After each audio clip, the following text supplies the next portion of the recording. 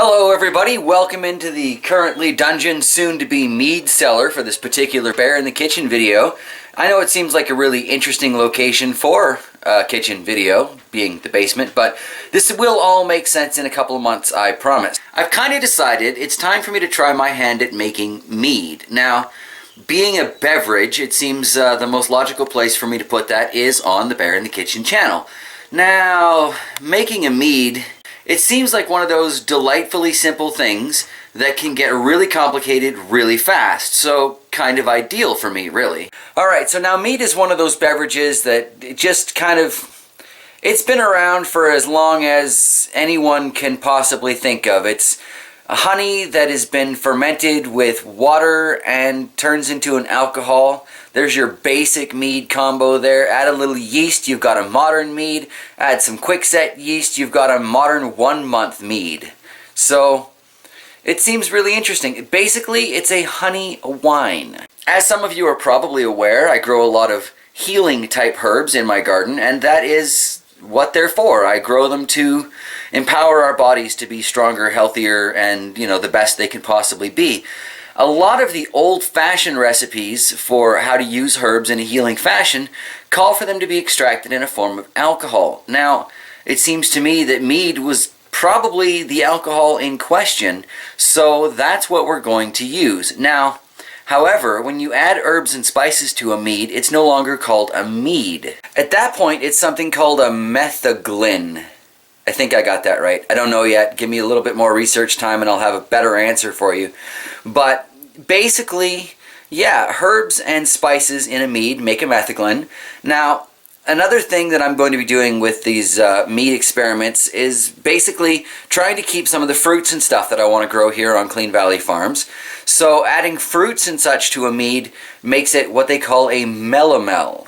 So this is going to be interesting already. Since we have this largely unused basement space available that you can see behind me and all these various cut shots, we have decided, you may be aware of this if you check out the Clean Valley Farms channel, to not only reinforce the floorboards by putting in some sort of shelving, but to get ultimate use out of that by turning those shelves into a wine cellar, or in our case, a mead cellar, so that we just have somewhere to store all these assorted creations that I come up with in, well, what is soon to be the mead area of Clean Valley Farms. So right now I'm basically in my research stage of things. I'm fascinated by a video from Canadian Sasquatch, but he's got a video from beginning to end, well, from end back to beginning, back to end, about making a 1 month mead, and I think that is going to be the starting point for my mead journey. It looks really straightforward, it looks really simple. I'll put a link down in the doobly-doo so you guys can check out what I'm talking about.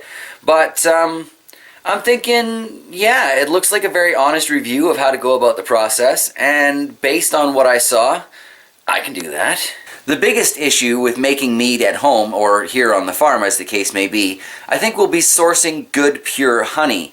But again, that's something I hope to be dealing with in the future on the farm. I would really like for us to be raising bees before too long, not only for the advantage to pollinating my garden outside, but for the honey, right? The honey, the beeswax, the whole being proactive to try and keep our planet alive thing. So I think in the long run, sourcing honey is going to be kind of a joke, and it's going to be a matter of, well, how are we going to use all this honey? So the mead will be really helpful there. I was looking at a bunch of homemade wine recipes at one of the brew shops that we have, well, it's about an hour and a half away, give or take. And they came up with all kinds of really interesting things. There's a carrot wine there, there's a beetroot wine there. I see no reason these things can't become meads eventually. Since most of those things are fairly easy to grow, I got a pretty good chance at being able to source my own supplies for all of that. But in the meantime, or in the mead time as the case may be, I have to get a few supplies together, I've been looking at a basic fermentation kit, and that's going to about $100, give or take fuel. And then there's a lot of bottling and bottles and stuff that'll have to go along with that too.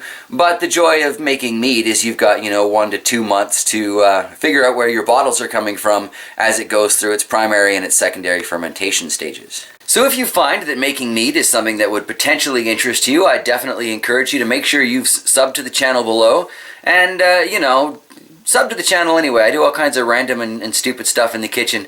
It's the same with the kitchen channel as it is with the gardening channel, as it is with everything else. I'm basically trying to prove to people just how easy it is to do all this crap, and so why not do it yourself? I see no reason to think that Mead is going to be any different. The biggest difference is I've got to build somewhere in the dungeon here to make my mead.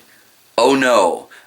Gives me another project, so I'm terribly, terribly upset about that. Grrr and stuff. Grrr. Alright, so yeah, stick around. I've got a list upstairs of 37, I think, different meads or melomels that I want to try, and that's not even getting into the metheglins with the herbs and spices. One thing I'm definitely wanting to try is I want to try sort of a pumpkin spice mead. That should be interesting. Of course, I'll have to get some pumpkins growing first because they don't sell them around here, but it's all good. It'll all work out in the end. So I'm going to say thanks at this point for joining me on this initial video in the mead making adventures, or whatever I'm going to call this playlist.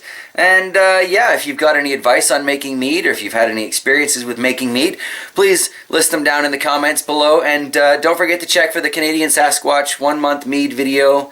I'll try and put it in the doobly-doo too. Alright everybody, I'm going to head out of the dungeon for now. Have yourselves a fantastic day.